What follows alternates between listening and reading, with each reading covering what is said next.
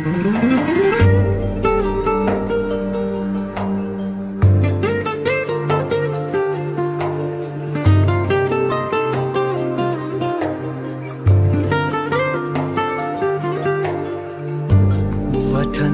ای وطنم، عشق تو در جان و تنم، گرچه دورم زیبرد از تو من دل نکنم. وطنم ای وطنم، عشق تو در جان و تنم، داره آهنگ غمت، نغمه من سخنم. در دلم دارم تمنا ای دیار نازنینم، مردمان خستت را بی غم و راحت ببینم. آرزو دارم که روزه سایه غم ها گریزد، به غبار کینه باشد آسمان سرزمینم. وطنم ای وطنم، عشق تو در جان و تنم، گرچه دورم زیبرت از تو من دل نکنم. وطنم ای وطنم، عشق تو در جان و تنم، داره آهنگ غمت، نغمه من سخنم.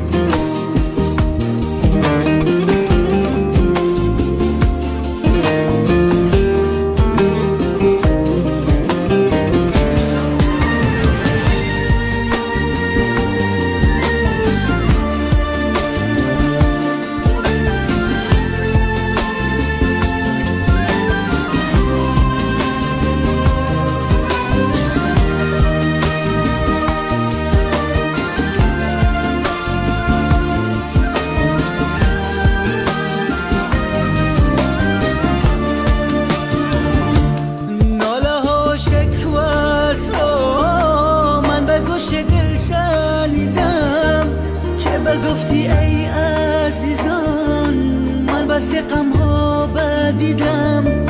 بگذر ای فرزند نازم، زین همه دوام و جنگ، زین همه درد و مصیبت، دل شده در سینه هم تنگ.